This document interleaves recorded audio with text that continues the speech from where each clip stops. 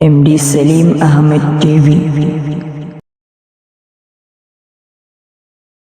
কমতি হবে না, নিরাপত্তার কমতি হবে না, জানমালের কোনো কমতি হবে না, সমান পরিমাণ থাকবে।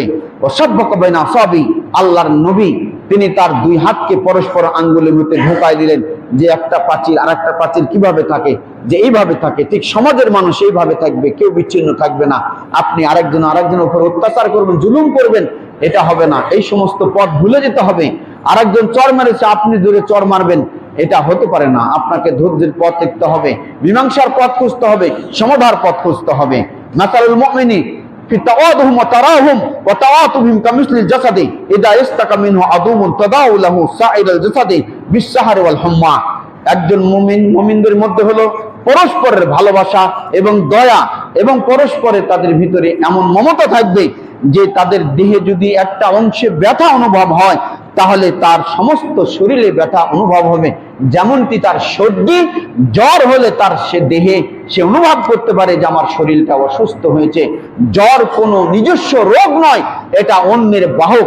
আপনার দেহে অন্য রোগের আবিষ্কার ঘটতেছে, আপনার একটা প্রকাশ ঘটতেছে রোগের, এই জন্য আপনাকে প্রথম সিগন্যাল দেয় জ্বর, যে আপনার প্রথমে শরীরে জ্বর হয়েছে। আসুন আল্লাহ তাবারক ওয়া তাআলা আমাদেরকে পরস্পরে একে অপরের সহযোগিতা করা। এই বর্তমানে এই বানভাসী ভাইদের পাশে আপনার সারা বাংলাদেশ মানুষেরা যেভাবে দাঁড়িয়েছে, এটা একটা অচিন্তনীয়, অভাবনীয় একটা কল্পনা যে মানুষ এইভাবে সহযোগিতা করতে পারে। যে পরিমাণ মানুষ ছোট বড় সকলে মিলেই আপনার দেখেন গাড়ি লাইন ধরে, গতকালকে আপনার কুমিল্লা বুড়িচং নাকি, সেখানে সে এলাকায় দেখেন যে একটা রাস্তায় দেখলাম 600-র উপরে গাড়ি সেখানে লাইন ধরে আছে, সেখানে সিরিয়াল ধরে আছে, সিরিয়াল শেষ করতে পারতেছে না। কি পরিমাণ ত্রাণ সহযোগিতা তাদের কাছে যাচ্ছে।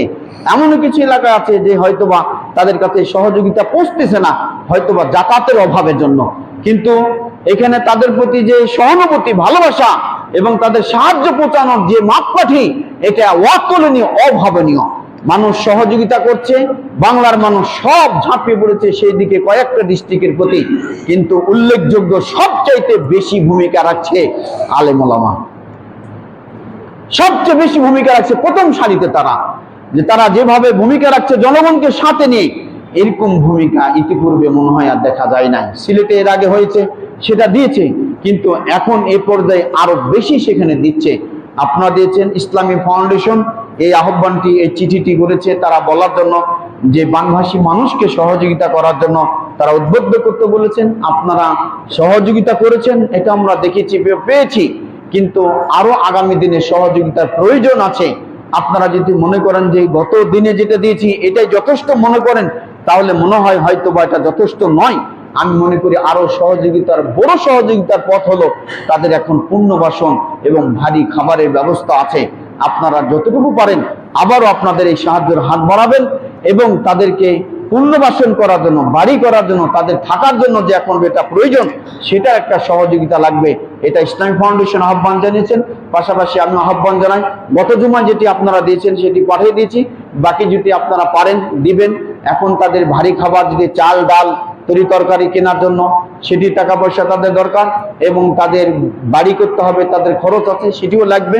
এরকম যদি পারেন তাহলে আমার মুয়াজ্জিন সাহেব আছে, আমি আছি, এবং অন্যান্য ভাই যারা আছে তাদেরকে দিবেন। এবং আপনারা যে যেখান থেকে পারবেন, যার কাছে যেখানে ভালো লাগবে আপনারা সেখানে পৌঁছে দিবেন, ত্রাণ সেখানে চলে যাবে, সহযোগিতা করবেন তাদেরকে উদ্ধার করার জন্য। আল্লাহ তাবারক ওয়া তাআলা আপনাদের এই দানকে কবুল করুন। যে সমস্ত ভাইয়েরা বিপদ আছে তাদেরকে ধৈর্য ধরার তৌফিক দান করুন, এবং আমাদেরকে যেন আল্লাহ তাবারক ওয়া তাআলা এই সহযোগিতা করার তৌফিক দান করেন। আল্লাহ যেন আমাদের আমল কবুল করেন, আমিন সুবহান। ভিডিওটি দেখার জন্য ধন্যবাদ।